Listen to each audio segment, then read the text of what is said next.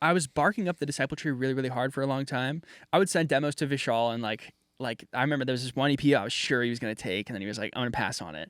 And I went to the park next to my house, and I was still like pretty young. I went to the park next to my house. I was just on the phone with my friend, just like screaming. I was so mad. I was like, how? Like, if not this, then what?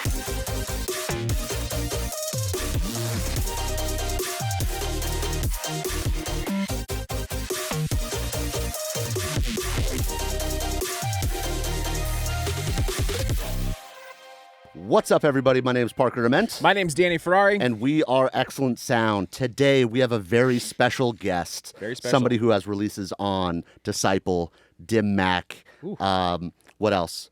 One more. Give me one.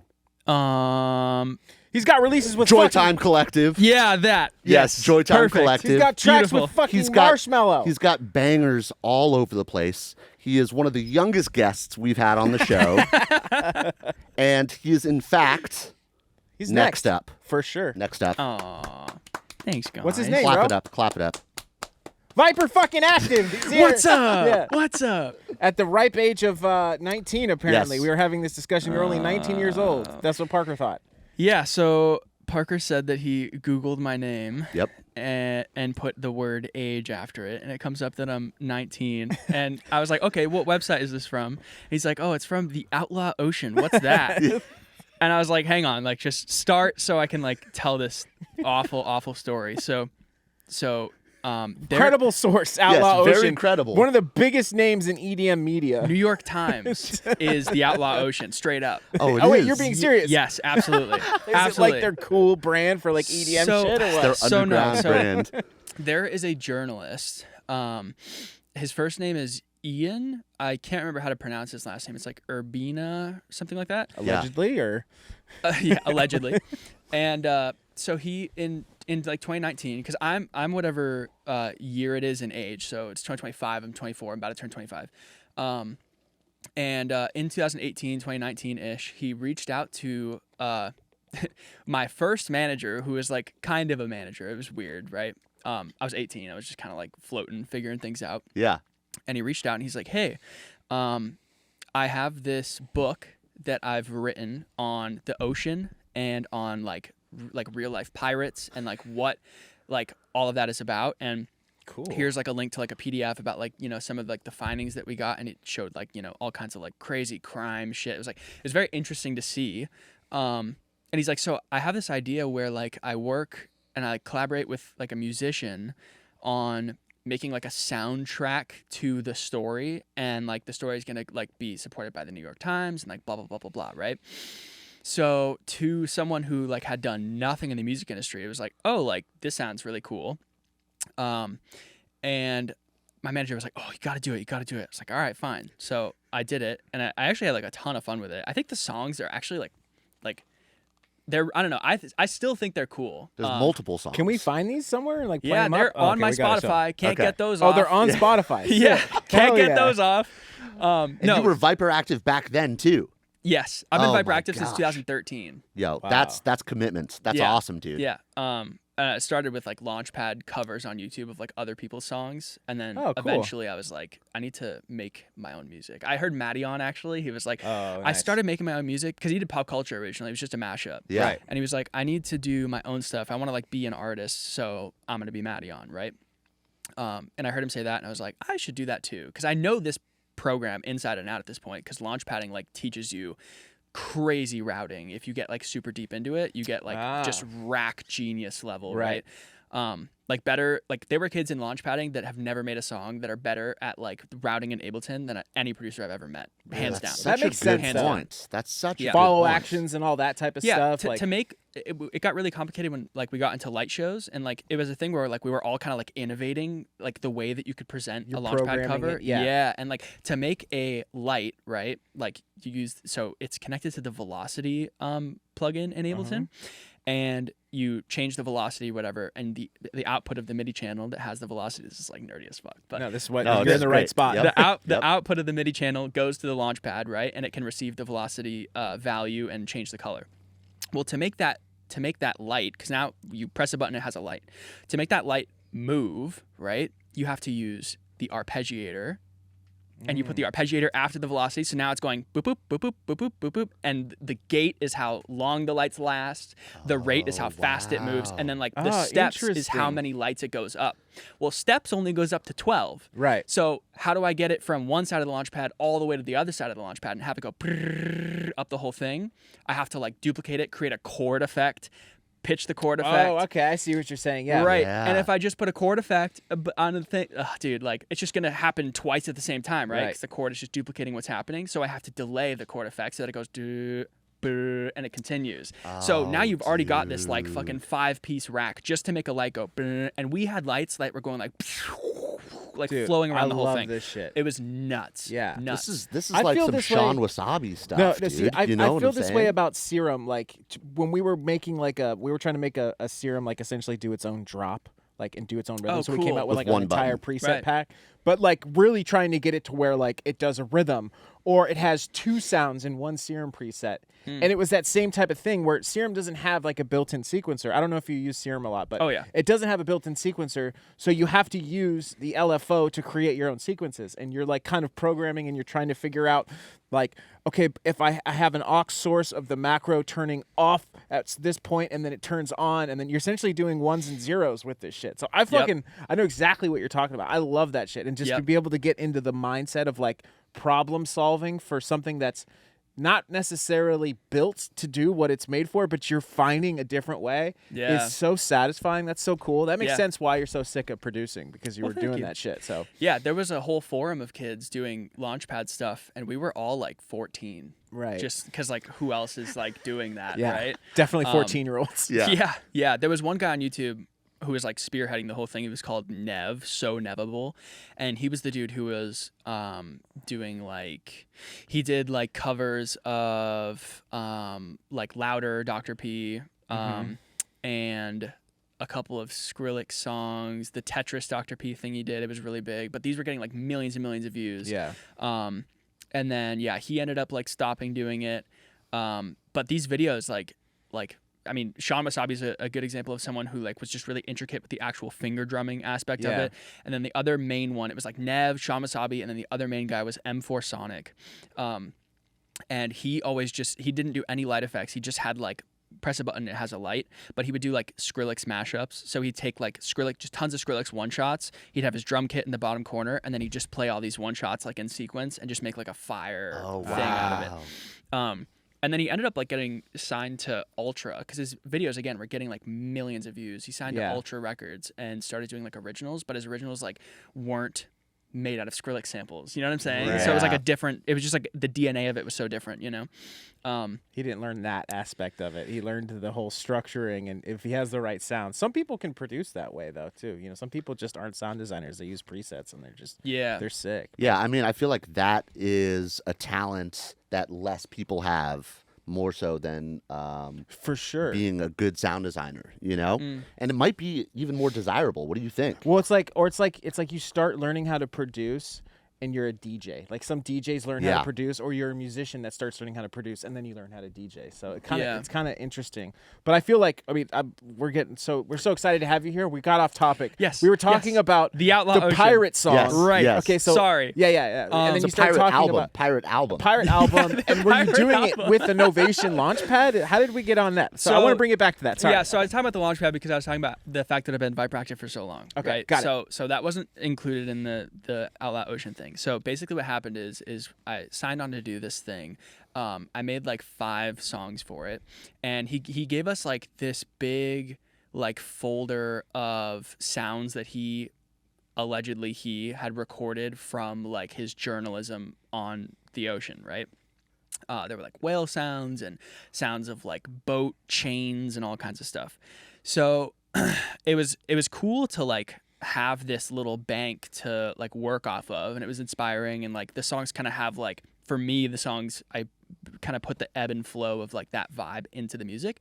Come to find out, so the songs were uploaded as collaborations between me and Ian Urbina. Sick.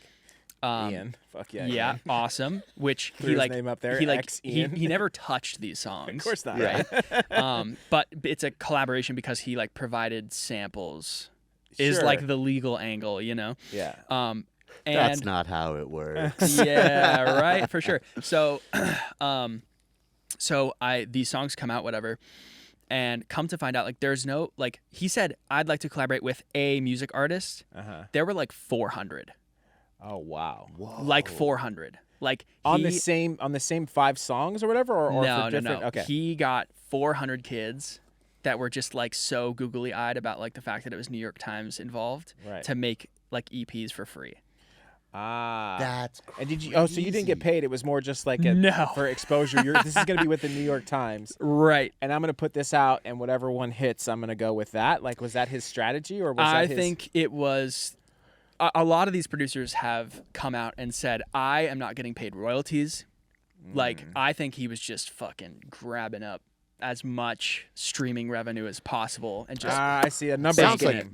like a great scam. Yeah, you know what absolutely. I'm saying? Yeah. No, fantastic scam is what it is called. Yes. He deserves some credit. I mean, fuck. yeah. He came up with this crazy pyramid scheme. Fuck, that's dude. bro. That's fucked up. Yeah, so they're it's funny. So on r/trap, the like subreddit for trap music, someone recently posted, it was like, oh, like this is one of the coolest, like weirdest trap projects I've found in a while. And he posted my Outlaw Ocean thing. Oh wow. And I like had such a laugh about it. I was like, damn, like someone actually like found that in the wild.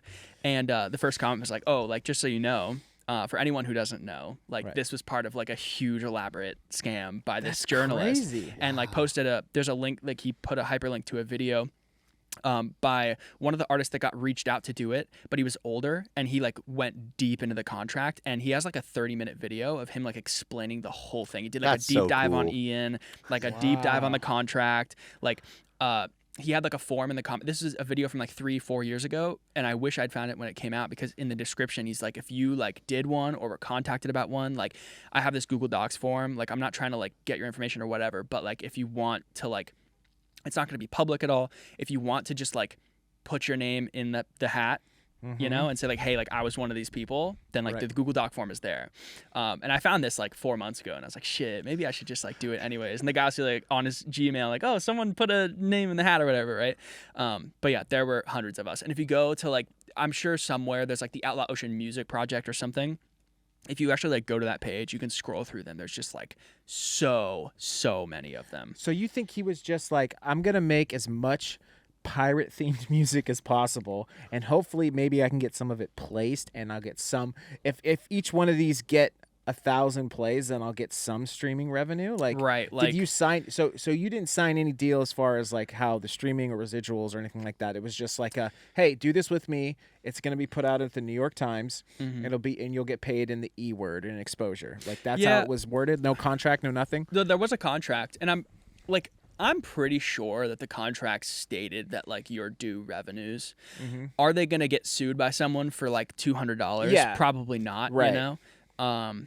So yeah, and I don't think even as an 18-year-old, like I was 18, but I wasn't like completely stupid. Although like I did like fall for a scam or whatever. But also like in the video, the you were- guy's like, a lot of us did Yeah, this. man. Like it looked really good, and also they lied. Like they were like, I want to work with a producer, not I'm gonna put a 70 project like or a 100. Goliath together, right? Yeah. So, I was 18. I wasn't stupid. I don't think I would have signed a contract that was like, oh, we're just like, you're not gonna get any royalties, even. You know, like sure, like an upfront payment, like for something like that, you know, is like Right. a question of whether or not you take it, right? But no royalties is crazy on like songs that you're just making. It's like, these are going on my Spotify. Why would I not get like a cut of that, right? Right. I don't think I would have signed a contract that said I just get exposure and nothing else. So I think the point is that I think allegedly the point is that they were just not paying people, and Right. like that is what it is. So wait, can I ask you a question real quick? Yeah. So during this time, were you producing a ton of songs at Oh, yeah. that moment? Like Yep. this like little EP of Pirate, you know, Mm-hmm. Pirates of the Caribbean. That was like a very small portion of what you were actually doing at that time, right?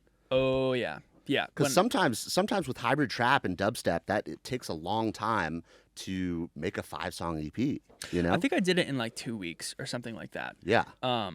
Which because like I write really fast. A big like part of my like musical journey and like electronic dance music journey was commission work, and like so I was doing, Fiverr? Yeah, I was course. gonna ask you. Yeah. I heard about your little Fiverr thing, so please explain it. So your Yeah. output must be fucking crazy. Especially during that time where like I was, because I turned 17 and it was like, all right, I'm either going to work at McDonald's or I'm going to find a way to monetize the music thing. You're gonna hustle. Right. And I was like, well, I have like enough musical skill that like it's got to be worth something somehow. So like I'm going to go and look around for like, whatever, a way to sell it.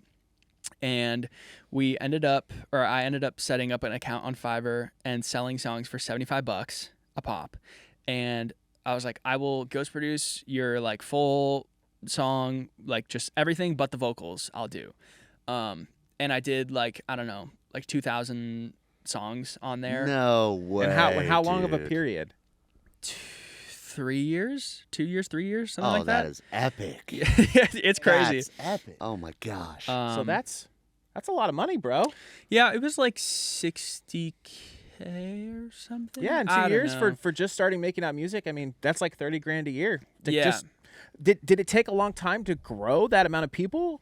So Fiverr works algorithmically. They really want you to advertise elsewhere, and I was Yeah. like, I ain't doing that shit, Right. right? Like I'm like, because at the same time, I'm like, I want to do Viperactive like as a project, right? I'm not going to be like, hey, also like, and there were like some dubstep producers at the time, like on like this type of roundtable or whatever, who were advertising their Fivers and stuff, right? Yeah. Kind of like how you'd advertise like a Patreon or something. Sure. Yeah. But I'm like, Fiverr's going to take 20% of my money and I'm going to advertise for them. Like yeah, not no happening. way. Yeah. No way. So, and that was their commission, 20%, including on your tips. Wow. Yeah. You get a tip. Damn. Thanks for the 20%. Fiverr says. That yeah. sucks. But you know what I Yep. gotta say though, like to put yourself in a position to where you are essentially taking work for no money at all, really. I mean, $75 is not a lot of Right. money, especially for how long it takes to make a song. Mhm. And to get that much work and to actually do that, your skill as a producer must have fucking just exploded. I mean, 1,000 songs. I don't know if I've ever even produced 1,000 songs, and I've been producing a lot longer than you have, I'm sure, because I'm older than you.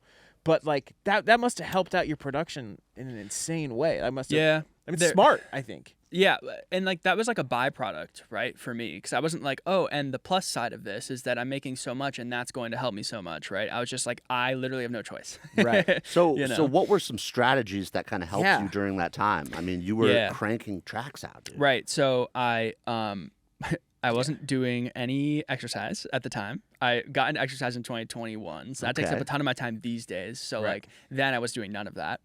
So that was part one. So I had all my day Yeah. outside of high school, and then I would.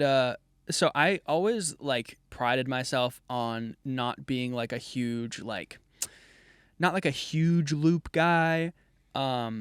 Not like a huge preset guy, whatever. And also, like, to be fair, like most of the vast majority of the commission work that was happening on Fiverr was like, oh, I need you to make like a tropical house song. I need you to make a song like Avicii, like big chord synths or whatever, stuff like that. So a pop. There was a lot of like, I need pop. There was a lot Yeah. of like, I need something for I have like a clothing company and I want like a song for our whatever, right? So, it was never, I shouldn't say it was never, but the vast majority of it was not like, hey, can you produce like a disciple ready Right, yeah. dubstep song, right? And people who asked that, I'd be like, I can do that for you, but like, just so you know, like, we're going to have to like create a custom order for that. Yeah, And it's it's not different. going to be $75, Right. right? But strategies as far as like getting the shit out, because there were days where I was doing 5 songs a day. Wow. Just because like the orders were stacked, the clock is ticking on the orders. Like the second you make an order on Fiverr, on my gig, the way I had it set up was the 7-day timer started, and then the last day I would do your song. yeah. Nice. You know what I'm saying? Sick, yeah. Perfect. How many revisions do you get? 5, and that's not like you can come back to me 5 times. You can list me 5 things you want changed. Okay. You feel me? Cool. And then you can pay like $5 for each revision thereafter or something. I see. Okay, so proceed. So timer starts. Last day, you're Right. fucking doing the work.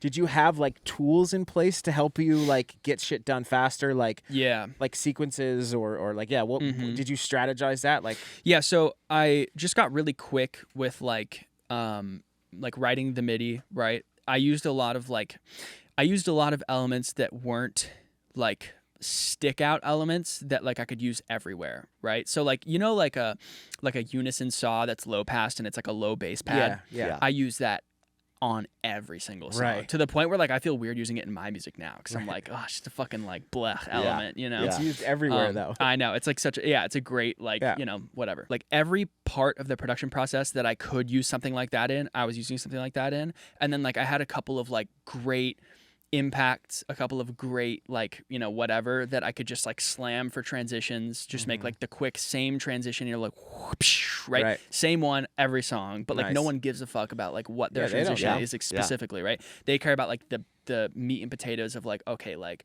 what's like the bass line and like do the chords feel like nice or whatever. So the main difficult part was like getting their chord progression and their melody, and then outside of that it was all just like turn my brain off, like a good kick drum, good snare drum, good clap, good hi-hat, boom, boom, boom, boom, boom, just duplicate. Okay, like now I have the whole drop, and like I'm gonna add like a background effect to the drop. Drop's done. And then like, okay, time to make the bridge. So like, what's the bridge? Well, it's probably like the same melodic elements as the drop, just like with like a pluck or like something like different sonically, right?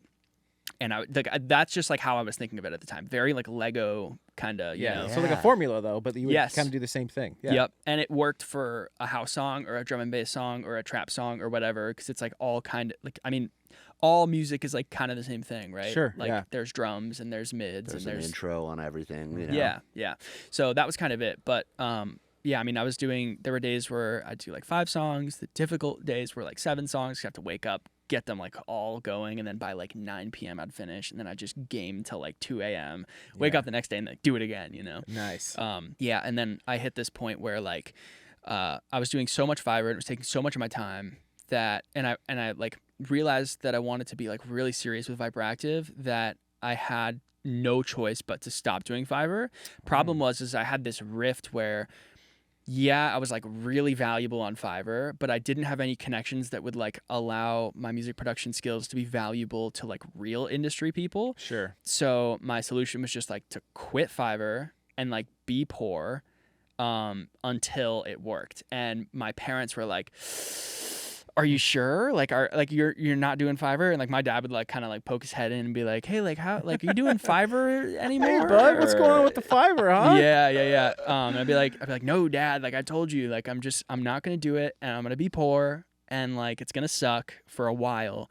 And I didn't make money until like any kind of like sort of livable money until I think 2023, probably 24. I had like $1,000 to my name for like 4 years straight, just because I was like, or maybe like 3 years straight, because I was like, I just, I have to grind on like not just getting music made, but like refining, like the quality of it at this point. If you're an EDM producer and you need some serious sounds, make sure you guys go to XLNTSOUND.com. They have everything you need, from Serum presets, project files, remakes, and even free downloads for you guys. And check out all these different testimonials that all these heavy-hitting EDM producers are saying about XLNTSOUND.com. And on top of that, use code TheExcellentShow at checkout to save 10% off your next purchase. So how did you change your habits when you started taking Viperactive seriously? Like, you had all of these producer habits for cranking tracks out. Were you taking some of that and kind of translating it into your artist project, or like did you have to cut it all out?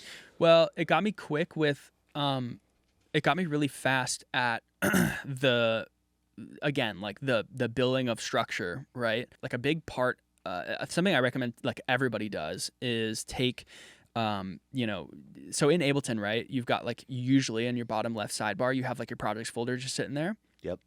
If you go to your projects folder, you guys know this for sure. I saw you were talking to Kashmir about it with like the not consolidate, but the crop folder, right? Oh yeah, the crops. Yeah. Right. So the crops and the consolidates and the freezes, like just go through those and just take everything and drag it into your Ableton and re-render it into a folder of like Viperactive sounds, right? And now you just have this huge database. Especially if you go through every project, even the shitty projects, because in a shitty project, there's probably one sound that's like decent. Sure. You know? There's always an idea. Yeah. Render everything out, one shots, whatever. And during that time, I accumulated tons of those because I'd spend like 8 hours trying to get one loop to sound right, and like I'd hate it at the end. Like this writing just doesn't like impact at all. It's like not, you know, it's not like fun to listen to, but there's cool one shots here or there, you know, blah blah blah blah blah. And like when I finally honed in like what I want the style to be, now I have this like directory of just like, okay, well I need like some like resonant dubsteppy thing, boom, like there it is, you know, like I need a white noisy reverby cymbal. I have like 10 of those that are just good from different time periods or whatever, you know. So that helped a lot with that. And then like yeah, the style finally like started to figure itself out with the switch to trap. Just because like Viperactive started as a hybrid thing. Like I was always, my first EP ever was in 2015, and it was a dubstep song, if you remember Twerk Trap? Of course. Yeah, a Twerk Trap song, a bass house song, and then a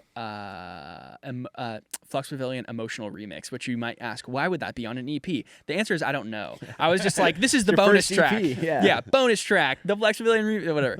So so it's always been like, you know, this kind of like eclectic thing. And then I went the dubstep route because I was thinking like big picture, and I was like, well, Excision Subsidia exists. I see all these artists playing shows. Like I need to figure out how to play shows. I don't even know that world at all at this point. And Disciple exists. And then my big one for a long time was Never Say Die. That was like my North Star forever. Okay. My North Star has really always been like the Skrillex-y thing, right? But Yeah. I was thinking like first step, you know, before I can like evolve myself to that point. So I was just focusing on dubstep for a long time. And then like I started to feel like in high school, like I was not like very like in, right? I just kind of like kept to myself sort of thing. And I felt that way, like I felt that start to accumulate within dubstep for me. I was like, I don't like feel a part of this in any way at all. You know, I don't like really have like a lot of peers who seem to like respect me or like want to like talk to me or anything. So, and full stop, like I'm never one to like victimize myself. Like it was probably some percentage of my fault for like not like keeping up with people enough or whatever, right? And that's something like I suck at a lot. I'm just like, I'm terrible at just, you know, tapping in. And it sucks because like I'll not talk to someone for 7 months and like still love them so much. You know what I mean? I'm just like, I'm just so like locked in and like, you have to make a lot of sacrifices to do what we're trying to do here. It's it's especially in like the very beginning stages, like it's understandable, but sorry, proceed. No, you're good. So I felt that kind of high school mentality start to accumulate in dubstep for me. And I was like, okay, well, not only is that the case socially, but like sonically, I feel like dubstep is like in a place Never Say Die went away. So like the cool, gritty, dark dubstep thing with really high production value like went away. And if it didn't go away, like the people who were championing it were now all independent.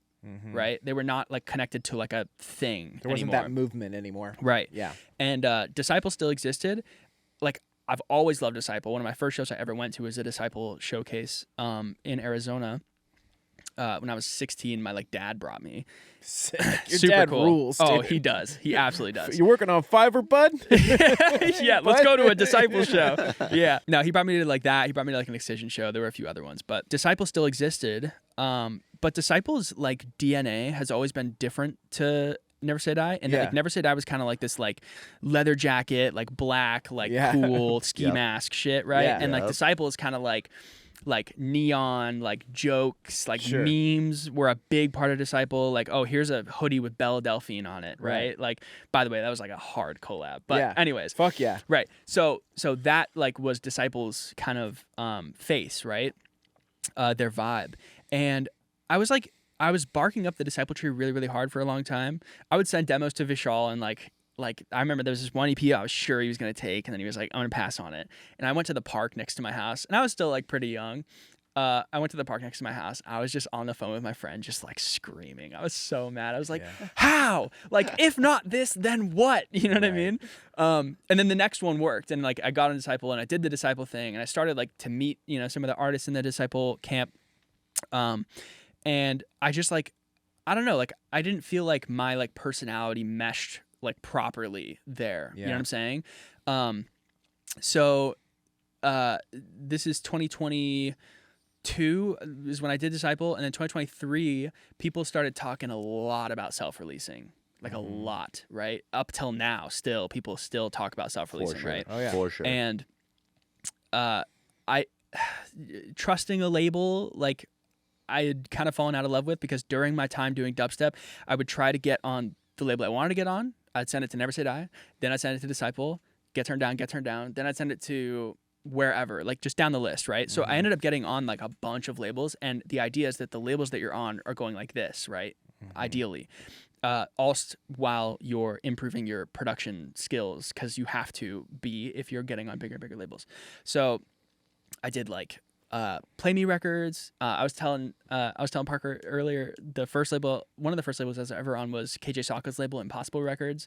I went from there and did Play Me, and like skip a few. There was like Subsidia, and eventually Disciple, and like Bygore and stuff. Oh yeah. And I had a lot of like experience with like talking to the label and the emails, like, and then seeing how the thing came out and like how it would do and what that felt like.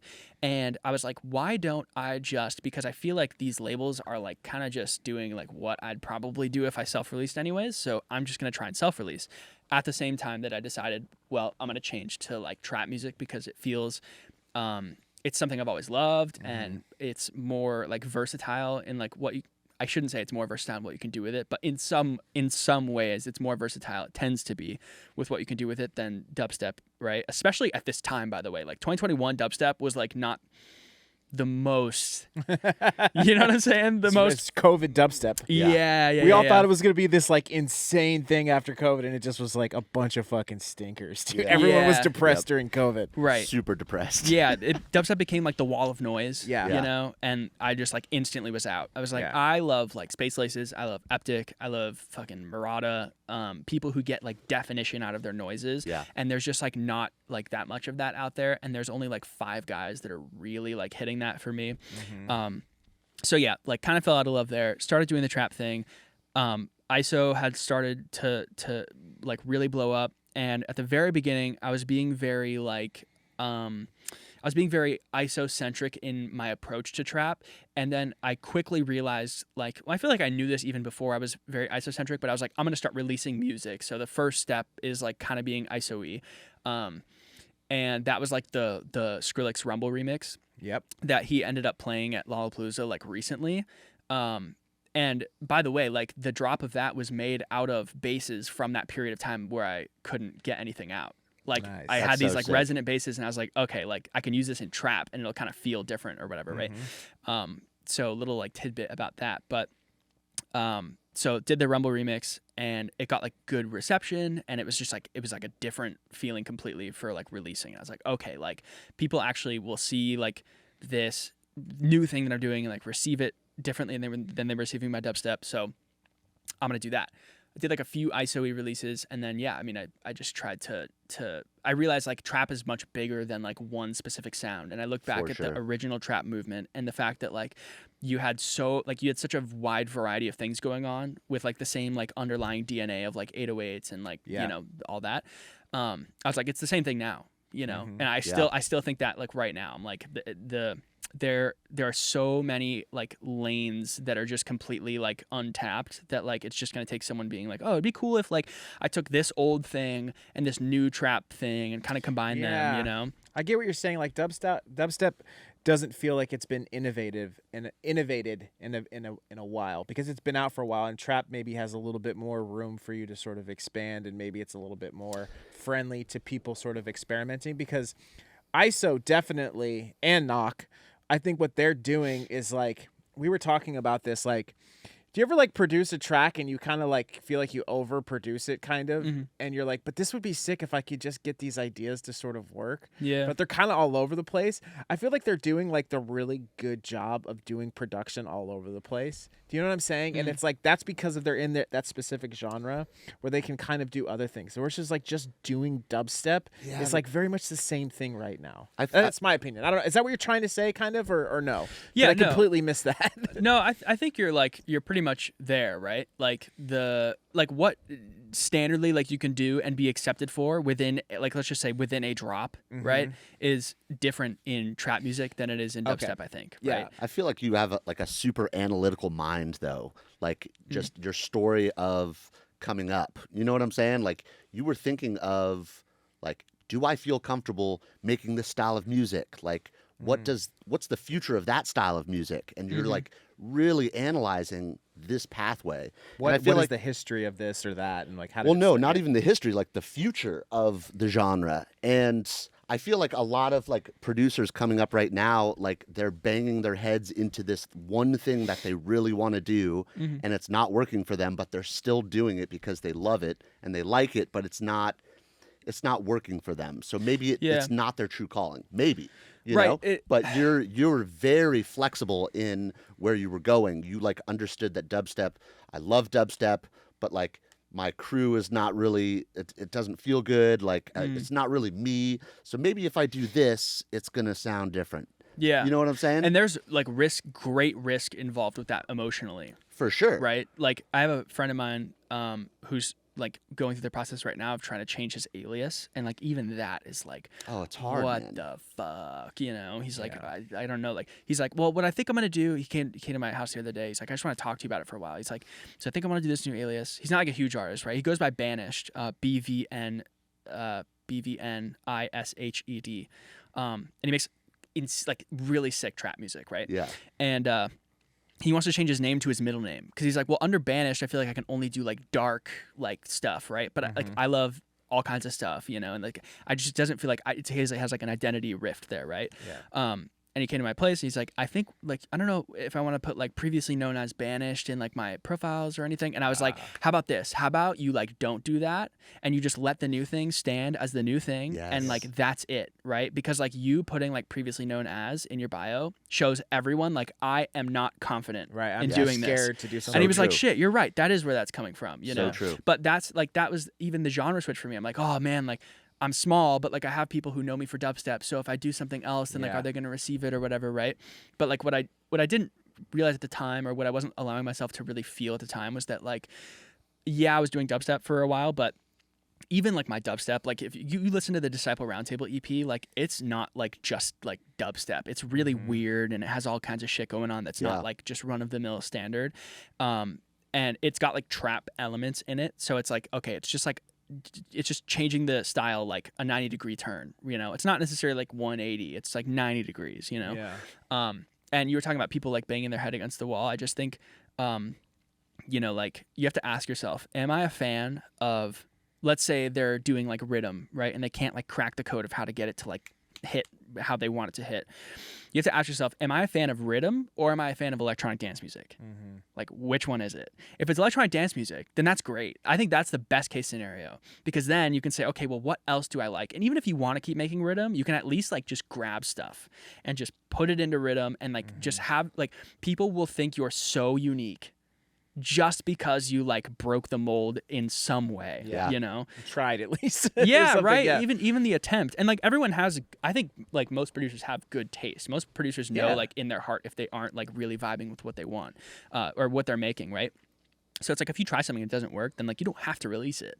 But the act of trying, I think, is like totally worth it. And again, like I think generally speaking, you will get like some really die-hard fans by like just take like, because I mean, okay, you get die-hard fans sure by making rhythm, and someone who likes rhythm is gonna like your rhythm, right?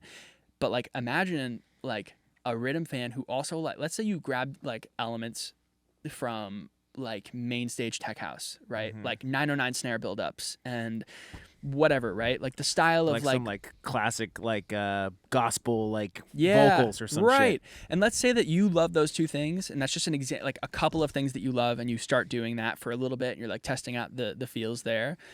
The people who love both of those things are gonna fucking really love your stuff, you know? I think so. Yeah, I mean it's kind of like you guys know Nikita DeWicked? Yeah. Yeah, so he like, I mean, he's sick. Really cool. Yeah. And I listen to his music and I'm like, okay, so he's doing like deep dub, UKG, this and that, but he's taking like these sample elements from like other places that he appears at least like obviously that he likes, right? Yeah. And kind of putting them together and using those as his intros and like that's his vibe, right? And it creates this kind of like cool like cinematic thing. Yeah. And yeah, that's just like a micro example of someone who's, I think, at least, is combining stuff from multiple places, you know? And I listen to, you know, you go back and listen to like Scary Monsters and Nice Sprites. Go on any forum about that and like what were Skrillex's inspirations for Scary Monsters and Nice Sprites? They're going to name you like 5 artists. They're going to be like, oh, it was Aphex Twin, it was this, it was like Noisia, like blah, blah, blah, blah, blah. Wolfgang right? Gardner, too. Like some of that shit, Yeah. like some of it was like electro. Like it's Yeah. all over the place. Right.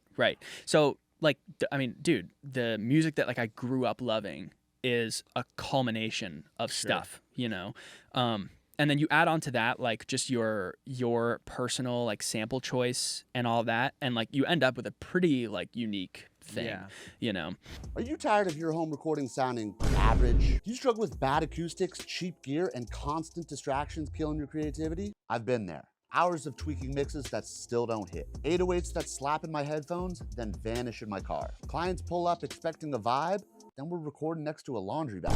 Let's be real, your music deserves better. That's why serious producers book Excellent Studios. Our rooms are built for accurate sound. No guesswork, no surprises. When you mix here, what you hear is what you get everywhere. Plus, we've got top-tier gear, treated acoustics, and a space designed for creativity. Whether you're tracking vocals, mixing, or just want to hear your music properly, this is where you do it. And here's the thing, you can't network in your bedroom. At Excellent, you're in the same space as Said the Sky, Dub, GTA, Night Punk, all heavyweight producers and artists. And the truth is, the biggest moves in music happen in the right rooms with the right people. And because I know what it's like to grind from a home studio setup, I'm personally giving first-time bookings 20% off. No long-term commitment, just pull up, work in a real studio, and hear the difference for yourself. Hit the link in the description, book your studio time, and let's make some bangers. I think it's also true, like, one thing, like, for us when we started doing a lot of remakes was, you know, we wanted to do it because we wanted to figure out the sounds, but also, like, we wanted to learn how to make different genres. Yeah. You know what I'm saying? So it was like, oh, like, if I learn how to remake this dubstep song or these dubstep artists, I think I know how to make a dubstep track. Okay, now let me see if I know how to make house. All right, so let me go try to remake a house track, right? Yeah. And so now in a production setting, if we're working with a client and they say, hey, I want this, we can just go ahead and do that. Right. Or if we're writing for ourselves, it's like, oh yeah, I know how to do this, I know how to do that. It's your toolbox. It's your toolbox of knowing how to do all these different genres to create something totally unique versus of just like throwing all of your eggs into the basket of I just do rhythm and I want to be the best at rhythm. Yep. Like you're not going to be the best at rhythm. The best people at rhythm are the ones that are doing the new shit. You know what I mean? In Yeah. any sort of genre. That's why we love Skrillex so much because we're like, what is he going to do next? He's going to make some new sound and we're all going to be super like blown away by this new sound. So it makes total sense as far as what you're saying. And I think it's important for people at home to like really pick up on the fact that like it's all about learning different sort of things and then trying to put them together to find out what fits your style and what you genuinely like. And another thing I think is interesting too is like dubstep fans. Don't get me wrong, there are, especially with dubstep, there's like for sure like elitist dubstep fans that only want to listen to dubstep, but a lot of them love hybrid trap. A lot of them love house music. Like a lot of them are like us. And I think you're seeing it nowadays where like this whole thing of like, I need to pick a lane and I need to stay in it, right? Like, this has to be my lane of this genre. Like artists are starting to say, fuck that. And like, again, I bring up ISO and Knock a little bit. Like, yes, genuinely they live in a certain genre, but you can hear so many elements of different things. Or that even they're John putting in there. Summit, dude. Yeah, Summit is doing John fucking... Summit does whatever he wants now. Yeah. You know? And I think it's like, dude, like, who gives a fuck about a brand as far as like, oh, I need to be in this specific... But if you're true to your brand, it makes sense. True. You know? Like, I think. You know? Yeah. And that's what I was kind of getting from you, is like, if you're true to yourself and your brand, you know what it sounds like, right? Is that kind of what you're saying? But don't you think also, too, it needs to be a blend of strategy plus being authentic? Because, like, if you're just strategy all the time... Here's a whole Right? rabbit hole. Right? If you're Yeah. just Yes. strategic, yes, you're going to... You need to have the content for But sure. so if you have that, but it's also like coming from a genuine place, like you actually like the music that you make. I'm not saying you have to put 100% into it. Yeah, I feel like you just got like fucking chubbed up. So I'm very curious to what you say. Yeah. Like, do you how when it comes to talking about making music and bouncing off what you're saying, right? how, like, is it possible to just be strategic and make the biggest music ever, or what is the blend of being strategic and doing it because you think it'll help you be successful and also being authentic? Like, how does that, is there a law in your mind as far as like people will like what's authentic no matter what, or is it you got to put strategy into it? Yeah, so like huge point of contention. Like one of the most difficult things for artists to figure out like today, I think, is like, well, if I do the TikToks and I be cringy, like I'm not cool anymore, but I really want my music to have a cool edge. So like where does that go then? You feel me?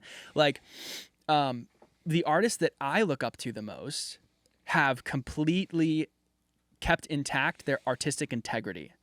Those are the ones that I look up to the most. Do they all have the biggest audiences? No. Right? So like there is a balance there that is not obvious how to strike for anyone, I think. And I think does a fan of your music care that much if you made a fucking stupid TikTok once? Don't really think so. Right. So that's like where I like kind of answer it for myself. I'm like, all right, I'm going to do a little bit of the like playing around. Like, and I just like, you know, I told myself I will never sit in front of my fucking camera and like wave my arms around to one of my songs. I will never, ever be caught doing that. Like literally with a gun in my head, I will not upload that video. With the finger gun to your head. Yeah, finger gun in my head, guns. right. Yeah. So I was like, well, what can I do though? And like my answer to that was the Launchpad thing. So I was like, well, I started doing that. It's like cool. It looks cool. It's like presentable to whatever. You're good at it. Yeah, right. Like I know how to do it and all of that. So I was like, okay, I'm just gonna do that because like I don't know how to do anything else. And honestly, like I don't know. I shouldn't really say like necessarily, for lack of like a better sentence, like any other thought that is being put into that is like almost feels like a waste of time to me. I'm just like, I'm trying to maintain artistic integrity. I'm like trying to make music that I really like and like always be digging down deeper into that hole, right? Rather than like, let me put all like a bunch of my eggs in the social media basket. Every manager in the universe would love you to do nothing but make TikToks. But then like, you also have to remind them like, hey guys, guess what? The product is music. Just so you know, like the product we are selling here is music. Yeah. Like I like don't have time to also like just be the marketing department, which is why like trios, duos kind of have like a pretty good like rap, right? Like when it comes to that, because one guy like if he's down can like spend more time on the production. One guy can spend more time on the marketing, right? And like that is immeasurably valuable to have. Like when you compare it to one guy having to figure out how to do both of those things simultaneously. Yep. And you know, I spend like a day making a fucking TikTok video for Launchpadding, right? Because I also remember it's like not just it sucks because it's like instrument, it's playing, it's cool, right? But like I have to program that. I have to like stem my song out, cut every one shot, all that, right? I can do it quick, but like it still will end up taking a day from when I have the routine to like when I'm done, edited, done, ready to upload, right? Because it's like I have to play the routine right, not fuck it up. It's like an instrument. Right? Yes. But it's not like an instrument in that a guitar you can pick up and just like play it. And a fucking Launchpad, I have to build the guitar. Yeah, dude, that's true. right. That's a good point. Yeah, so like it takes kind of double the time. So like from an efficiency standpoint, it's like not hyper efficient. There's like some ways around it. For sure. Interns. Yeah, right? Fuck, dude. No, like team members would be awesome, you know? Yeah. And like eventually that will be a thing. But like at the moment, just like a one-man band on the content creation, and when I say content, I mean music and videos creation standpoint, like balancing that time is really difficult. So yeah, attempting to maintain as much artistic integrity as I can. I know like friends of mine who maintain all their artistic integrity, but their managers and their booking agents fucking hate it because they're like, dude, promoters aren't asking about you because they don't see you anywhere, and they're like, what's happening with him? And like the answer is like he's making fucking interstellar music. You just like you know need to go listen to it, and you know like that's it sucks in that way, but also like it's like a give and a take where even if you maintain all your artistic integrity, right, there's things that like really like work out differently than if you were spending all your time doing TikTok, right?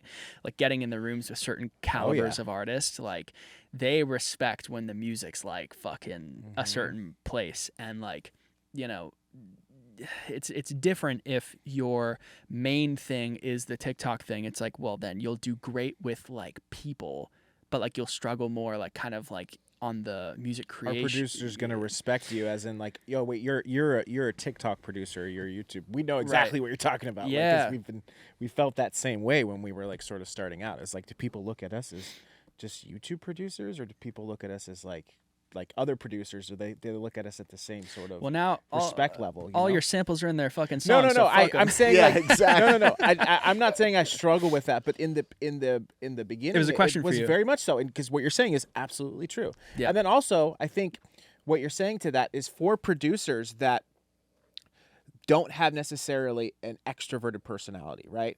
I think Parker and I specifically were a little bit lucky in that way. We like doing that stuff. Yeah. We're okay with looking cringe. We We're think loud. it's funny as fuck. Like to Right. us, it's like, I don't care how stupid I look. I think it's funny. Dylan Francis, perfect example. Yeah. The guy fucking is an insane producer and is insane at making content. Other people don't necessarily like doing that. But what you can do is find something that you do like, and it can have nothing to do with music. Like, I use this example all the time. Like, you have your launch pad, right? So maybe you're not somebody that likes to, you have a great personality, but maybe you're not somebody who likes to go out there and like, you know, point your finger and because you can tell when it's not fucking authentic, right? Right. But like, if you're into, like, I use this example all the time. Like, if you're into fingerboarding, right? Like, I like fingerboarding. Like, that's something that I do. I have a little fingerboard. Like, fucking record yourself fingerboarding and have your music behind it. Like, like it's something. It doesn't have to be like the coolest thing, but at least it's like you doing the thing that you like with showing your music. You know what I mean? Yeah, and even on the topic of sitting in front of your camera like a dingus or whatever, so you guys know Pluko? Of course. We love him. Pluko's awesome. Brilliant at what he's doing. Right, and his fucking TikTok, whatever, reel creation plan is, I'm going to do that, but I'm not going to like pretend nothing. I'm going to sit here and just look at the screen. Yeah. And it doesn't matter. It doesn't fucking matter. Like, the point is that like, while you're scrolling, it gets the same thing across. Yes. Like, doing this like is not required for like someone to like stop scrolling for a second, right. you know? Especially like with Pluko, because his music's really cool, you know? And I also, I really appreciate his approach. Like, I've seen him do it a couple times where he doesn't like seem to be spending a lot of time making the content, and the content is received so well because like it doesn't like the production value doesn't really matter that much. Yeah. He's great at making the production value good, but I think he has like systems in place that he like knows just kind of like, all right, For sure. if I set it up like this, or like if I use the 360 camera, whatever, like it just has a cool look for social media, and that's easy, right? Yeah. I saw one video of his where he had like the intro loop to this song that he released, and he was like just sitting in grass and he was just playing it on the keyboard, and that's it. And it was like a cool sound for TikTok or whatever. And it just like blew the fuck up. And like it was nothing more than him sitting in grass and just going and like that's it. But when you're just scrolling, like it doesn't really like matter what it is. We stopped scrolling for like what, like the like a, you know, like how when you like a re-render a video like 100 times and it just becomes like a blob almost. We stop at blobs of people fighting and we're like, damn, you know what I'm saying? Yeah, it's a isn't that fucking weird? blob. Yeah, because it doesn't matter. The production quality doesn't matter. The subject matters, right? So like Pluko's song is cool and the hook is great and it's catchy. Like that matters way more than like if he's flailing his arms like Squidward. You know what I'm saying? Yeah, so like I think a lot of people overthink the TikTok thing, myself included. But it's like way easier said than done. But I think like doing it is a super vital thing. It's just like if you're going to play that route, it's vital to just like do it and not hold yourself back. By the way, on the if you're gonna do it, then you kind of have to like do it through action thing. You said something a while ago, and I can't remember exactly what you said, but I had the thought in response to it. It was like in the middle of a conversation, but one of the biggest things I think you said like, oh, just like put it out, like put the music out. Dude, that's another huge thing for like musicians, especially like smaller guys that are just like trying like, but the first thing my dad told me when I told him that I want to do music, he's like, I will support you as much as I can, my one rule is that you put your music out into the world. And it's funny that he said that like when I was 15, like he was like way ahead of the curve because, but he had prior experience because he wanted to be in a rock band and he wanted to be like Led Zeppelin kind of thing. And him and you know how you have like an uncle, but he's not your uncle. So I have one of those. Uncle Dave is like my dad's friend from forever ago. Teaches you how to cuss and stuff. Yeah, right.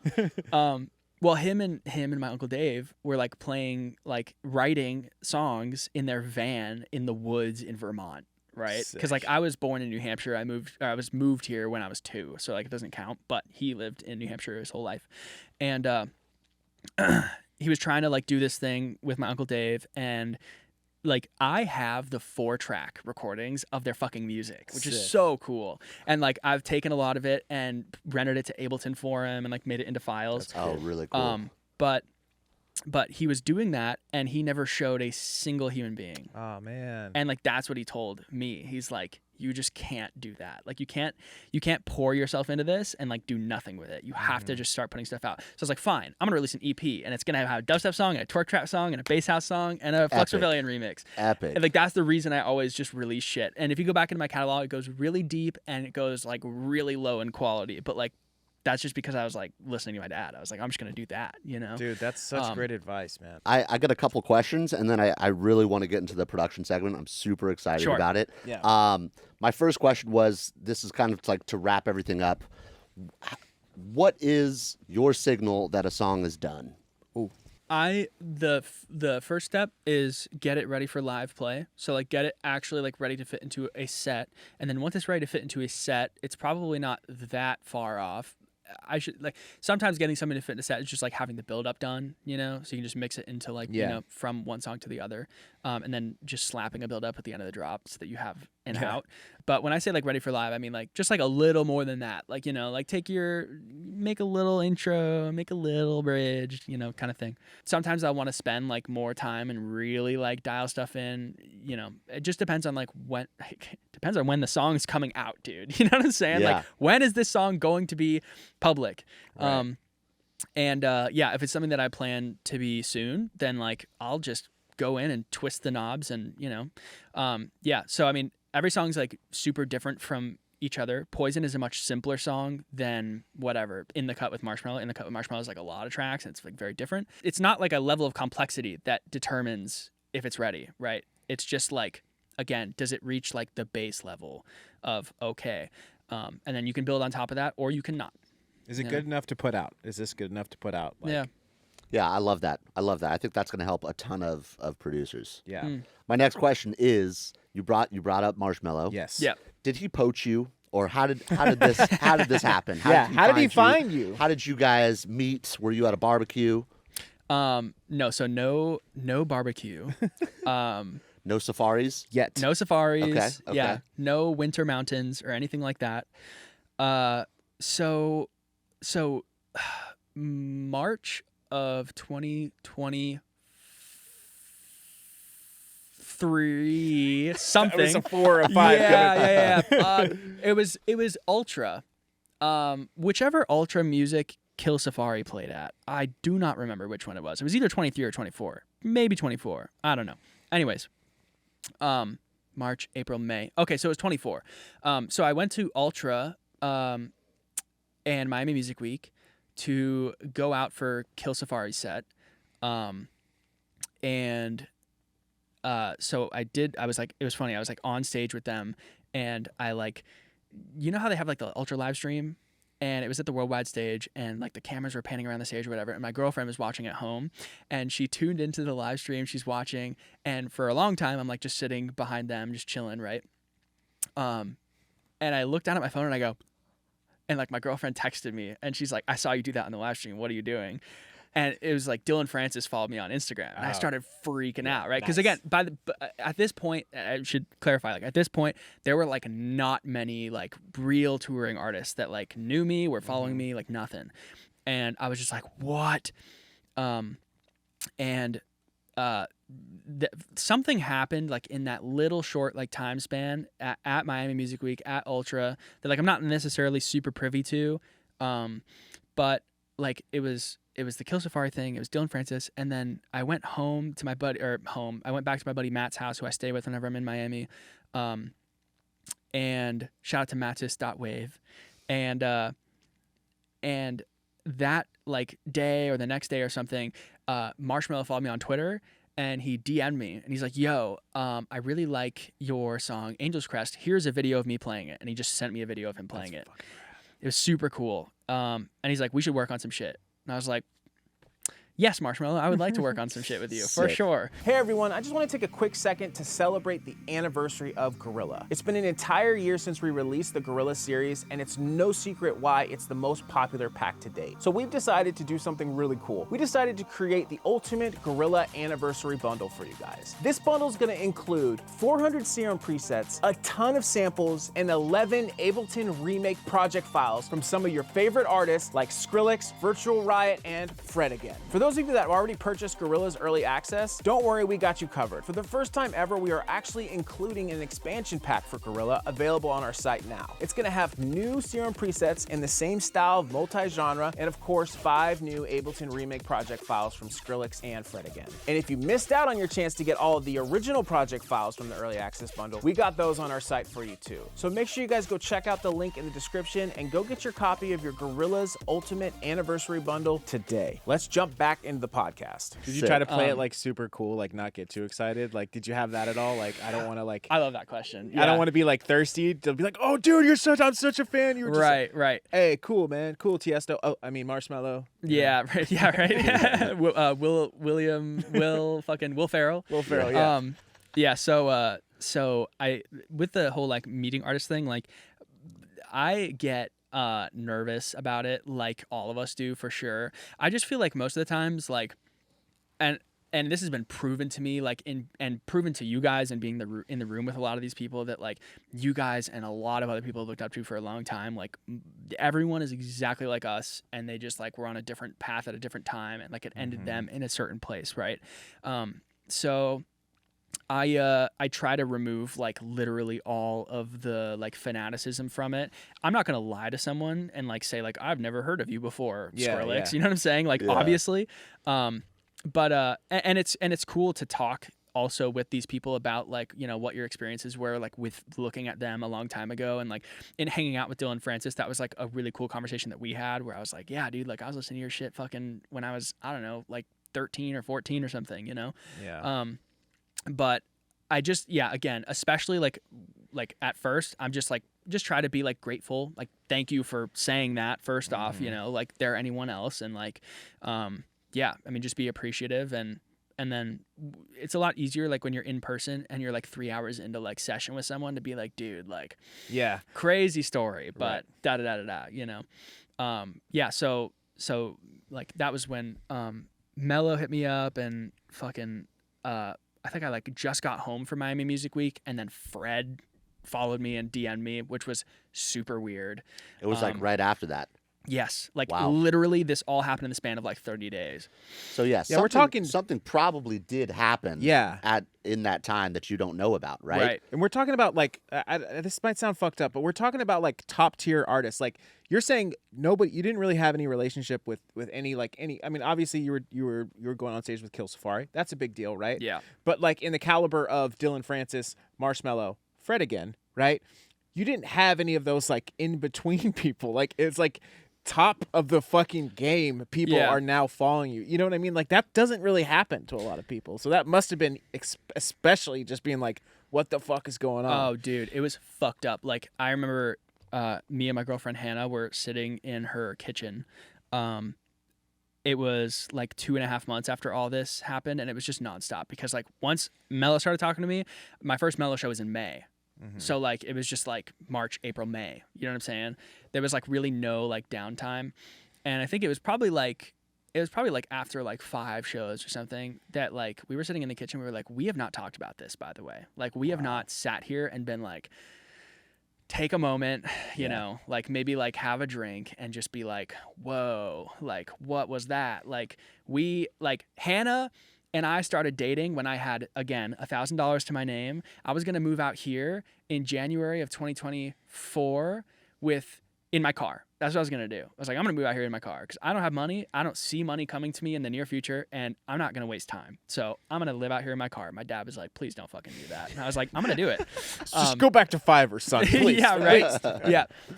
No, and luckily by that point, he got that I needed to not be on Fiverr, right? Because like there were some like things that had happened where he's like, all right, like, you know. Yeah.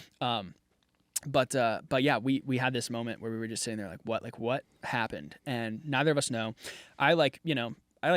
I pay attention on the Reddits of the world and Google and all that shit, and like I didn't see any like thing blow up or anything. So it was just like back end something, maybe like word of mouth just happened to spread really quickly. It might have been a headhunter too. You know what I'm saying? Like that'd be crazy. I mean, like I know an A&R guy. You know, I know the guy who showed me to Fred was Darcy, who's one of the guys who's involved with that team, and I mean, yeah, I don't know. I mean, it all happened around this Angel's Crest song. Yeah, was there like an ID? It must be like usually like people start finding out about you because of like an ID that's popping off or something, and then people start sort of hitting. So you. I guess to be fair, like Angel's Crest was doing like really good at this point. It streamed not well. Like I think that song to this day has like 100K streams or something, but it was like getting played a lot. Excision played it main stage at Ultra. It wasn't in the Kill Safari set. Kill Safari played like a bunch of my like unreleased stuff, but I'm trying to think of where else. Angel's Crest was the Marshmello play out. He DM'd me that video, and like played that a few times. And then Fred started playing Angel's Crest. This was before I actually knew Fred and talked to him at all. So that's what happened. So it wasn't the Fred reach out that happened the week after Ultra. It was the Fred play out that happened the week after Ultra. Okay. So I had this thing with my managers. We have this group chat. There's two of them, Perry and Sasha, and I would text them like whenever something like big happened. I'd send them boys with a Z in all caps, so like they knew when they got the boys text, they're like, oh shit, right? And it was just like at this point where like there was a boys text like every other day, and they were like, what the fuck, and then the Fred playout happens, and so I got texted about the Fred collab by someone who I didn't know was a fan of mine, who heard it and knew the song and was like, yo, like Fred just played your shit in Australia. And I was like, what? He's like, yeah, here's a video. And then like the next week, someone else DM'd me another video of him playing it the next week, because he did like a 5-show run in Australia, played it at every show. Wow. And it was just the original. And it was like getting received very well. You could see in the videos. Because think about like a Fred set, like the second drop, it's like very like UKG 4 on the floor, like it like fits very well into that structure. Yeah, so he played it a bunch. It was going off really well in his sets, and then eventually I remember during this time period, because you have no contact to Fred again. You cannot text Fred again and be like, hey, you're playing my song 100 times. Like, hello, you know? Right. But like randomly, I woke up one morning, it was like, Fred again followed you. Fred again, like message request or whatever. And I was like, holy fuck. Okay. So I looked at it and he's like, hey, like, do you have FaceTime? And I was like, yeah, I got FaceTime. It's like, here's my number. And that morning he FaceTimed me. I had like just woken up. I was not in like a social mood. And I was tapping my hand while I was talking to him like this. Like I was like out of frame, but I was just like this kind of, you know, like fuck. Because like socializing is hard sometimes when you're not in the ebb and flow. And like add on to that, it's like fucking someone like Fred again. You're like, fuck, dude. So he called me and my girlfriend was there. We have like a Fred again vinyl hanging in our fucking living room. Like we're big Fred again fans. And yeah, she's sitting there like watching me FaceTime him, and she's like recording on her phone. And like she switches the camera into her face. She's just like what the fuck, you know? That's so rad. Yeah, and he's like, so like I have, you know, I played your song Angel's Crest like 5 times, probably to like 100,000 people, and it was like fucking sick, and it goes off super well. And if you're down, I have this like idea for it that like we could do like this kind of loose like mashup, mashup, like acapella kind of like thing that we could like put out. And I was like, I'm fucking super down. He's like, I have an idea to change the drop a little bit. I have this like whole like acapella that I chopped up over it that I'll just send you, and then I'll show you like the difference in the drop that like I want it to be or whatever. And the way he ended up doing that was like literally recording himself going like Nice. So I have this recording of Fred again just going, which is fucking fire. That's It's so funny. cool. Yeah, Exclusive ID. yeah, right. But like, it's so like creative too. He's just like, let's just make it like this. He's also going to put your face on the actual song when he plays live. Yeah, Just like this, like tapping right. over here. Right. Yeah. So that was kind of the situation there. I mean, it's so fucking cool, dude. It like just came together that way. But that was kind of the oh, and you asked like, yeah, did Mello poach me? It was during that same exact time period, right? And then I ended up coming out here just like shortly thereafter because I was visiting from Arizona every time I came out here. So we'd come out, get an Airbnb, go to his house. And on the whole, like, oh, did you like keep it cool thing? Like the drive to Mello's place was like rough. Yeah. Rough. Like Being I was super like, nervous to get in a studio. I don't know what he or something looks that. like. Yeah. Like I don't know what he sounds like. Oh, really? No, I had no idea at the time. Oh, really? Yeah, Okay, I hadn't like interesting. gone into the rabbit holes. So, we were joking. I was like, "What if we get there?" And he's like, "In the helmet." He's like, Yeah, "What's that's up, what I man?" was gonna say. Was he producing in the helmet the whole No, time? He's no, like, no. nobody's allowed to know, bro. Right. Yeah, no, and we went, and he literally is just like a fucking gem of a human being. Yeah. Like he has shown like me and Hannah both like just insane kindness the whole time that we've known him, and he's like I mean, we're both kind of similar in that we're kind of like neurotic a little bit, and like I don't know, like a little bit like tail between your legs. You don't really know someone kind of thing. So we did like a 9-hour session for the first time Sick. that I met him, and like 3 hours of it were good work, and then like 6 hours of it were us slamming our heads against the melody and just not figuring it out. Like Wow. 6 hours straight, Were just you like a freaking fucking out? like what the fuck. Was this the beginning or the end of the session? When did the 3 hours happen? At the end or the beginning? Like an hour and a half good at the start, hour and a half good at the end. Okay, You know? all right. Because like at the end we were like, all right, we've been fucking around this for too long. Like let's try and just get some shit going. Right. You know, you kind of make that decision when you've like been wasting your time. But was I worried? No, because I couldn't figure it out and he couldn't figure it out. So Right. it's not my fault. You know what I'm Right. saying? Yeah, It's like yeah. I don't care. Like we're just not like clicking on this thing yet. Right. I ended up going home and like just fixing the melody like on a day where I just had a clear brain and it ended up working out. And he was like my savior because like literally we fucking tried so hard on this melody. But yeah, I mean that was that he like the original song he started like he had a whip that he just wanted me to like see if I vibed with, and that's what became that in the cut. And yeah, I don't know. It was like as organic as it like could possibly be, even with him, you know. What was he like in the studio? Like, what were some things that you were surprised about as far as how Marshmello worked, like with his production? Yeah, he really likes, like he admires people who know the weird plugins and shit. You know, like he really likes just like for like everything out, because I'm like, I get a plugin if I need something to be done that like I can't get done. You know what I'm saying? In Ableton.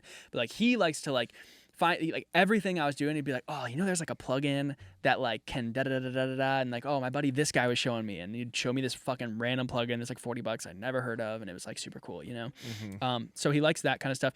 Oh, another thing is what like his approach to writing that's kind of interesting is he wants stuff that like when you hear it, something he like kept saying, and I know it like goes on in his head. He's like, I want it like when you hear it, even if it's just like one element that's happening at one moment in the song, like the intro or whatever, he's like, I want you to hear it and then be like, oh fuck, like who made that?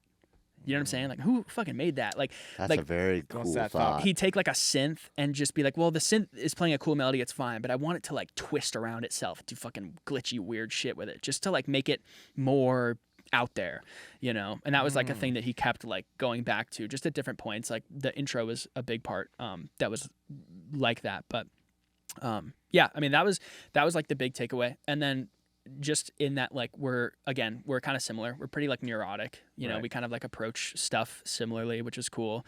And yeah, one of the reasons like why he's really fun to work with too, you know. And then did you also, because I think this is super important for the podcast, because we got to talk about. So you worked in the room with Marshmello. Yeah.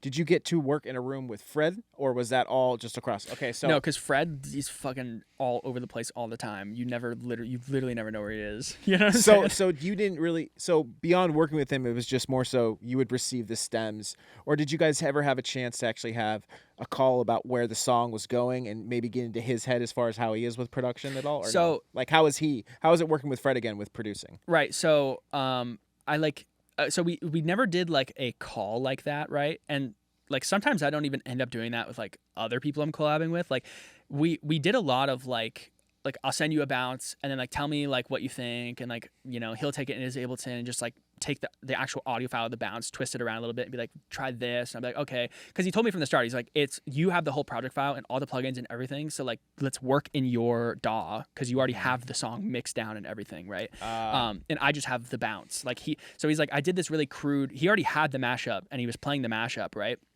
So he sent it to me, and it was cool to see. It was just like he had the acapella chopped up, and he took the build up of the song, and then he had like a piece of the drop, and then like another piece of the drop, and another piece of the drop, and another piece of the drop, and it was kind of just like weird like shimmying of transitions and shit.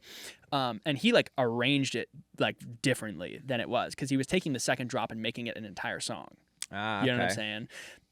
Which is aided by the fact that there's a vocal running over the whole thing, which makes it kind of make sense, you know? So yeah, the way that he like pieced those all together was cool. I think he sent it as stems, but like you could see how he did it in his Ableton, because there was like probably like 8 tracks or something like that, and all of them had like a brick of audio here, a brick of audio here, a brick of audio here, a brick of audio here. Yeah. And it was, you could see him slicing up the master or whatever.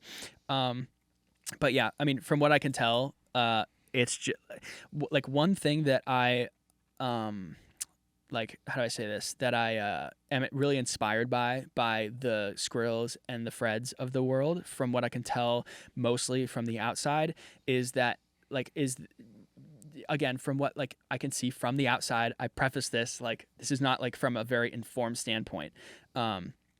But the approach to music that you're just allowing yourself like to create freely and like just enjoy doing it, rather than like again, I'm like very neurotic when I'm in the DAW. Sometimes I'm just like I'm producing, but like I'm thinking mostly and like worrying. You know what I'm saying? Sure. Like I produce the best shit when I let the fuck go of that and I just like allow myself to enjoy doing it, because like I'm sitting in a nice air conditioned room and I'm putting together noises, and like that's cool, you know? Like I can just let that be cool, rather than being like, what are the implications of what I'm doing in this computer program, like da-da-da. You know, it's like fucking much. It's like way too much. It's fucking music, you know? It's like you're not programming, and even programming is like art, and you should you know, whatever. So yeah, that's something, and it was just kind of like shown to me in the project file or in the stems, because I'm just like, the guy clearly was just like, what would like be cool? Fucking just maybe He's just this. sketching, right? Like it's not like he's making this like everything is perfect. It's just like he's just trying shit out. And go listen to his fucking albums. Even his like melodic albums, like there's sample clicks and there's like shit's chopped weird and all kinds of stuff. And it's like he has like a weird like approach to it that's not like I'm going to make the cleanest reverb tail fall off and all this, right? Like you can kind of feel it like in the songs, but they feel like hyper authentic because of that. I think that's like a big angle of like why people receive them. He's an incredible sampler, you guys. Yeah, you know what I'm saying? Like he's a very good That's what sampler. he does. That makes sense. That's his thing. Yeah. And like he's got hip hop, but he's also has this like melodic aspect that he somehow meshes with the sample. You know what I'm saying? Like he's playing melodies with chopped audio that is not quite perfect. Yep. And I was going to say that must have been cool for you also, to just being a Launchpad kid at first, for somebody who's clearly like a drum machine programming producer, right? It's a specific style of production. Like if you ever made a mix in Ableton, you can kind of like, you start end up making your own mashups. Sometimes you start getting a little creative, and like that's a whole different like style of producing that he's probably does. That's like different than like our traditional sense of like, let's lay down some MIDI and let's, you know, make sure we do this over here. And he's just like, let's throw this piece in over here and that. So that must have been, I feel like that's probably like for you, like, cause I've from listening to your production, it sounds like you're super technical, right? Like I can hear when you're saying like you're neurotic, you know, like because you have that dubstep history where it's like everything's got to be sick, but also you have this insane flow that I feel like is hard to get when you are super neurotic. You have to be somebody that's used to chopping shit up and kind of throwing things in and kind of like allowing happy accidents to happen. So I think that's really cool that your sort of style is a mesh of that, I think, at least from what I've listened to. And that makes sense, you know, obviously with some of your influences. But thank you so much, man. What a great conversation. Like I've been saying, we cannot wait to jump into some production with you and see what you're doing, what you got going on. We really appreciate you taking the time, and especially for all the people at home. I mean, you definitely gave some great advice. My name is Danny Ferrari. This is Parker Ament. We are Excellent Sound. This is the Excellent Show, and Viperactive. Thank you so much, bro, for joining us. Thank you, really guys. Appreciate it. Much love. Is there anything you want to tell the people to be excited about that you got coming out that you want to promote or that they need to know? Yeah. So we've got the In the Cut Marshmello VIP coming out at the end of this month. It's February. Yes. Yeah, and then there's going to be a whole lot more music after that. We got shit coming. So we can't wait, bro. Beautiful. So like the video, comment, subscribe, and make sure you check out Viperactive. If you haven't, then you've been living in a goddamn hole. We'll see you guys in the next one. Let's choose some production, bro. Yeah, let's do it. We're out.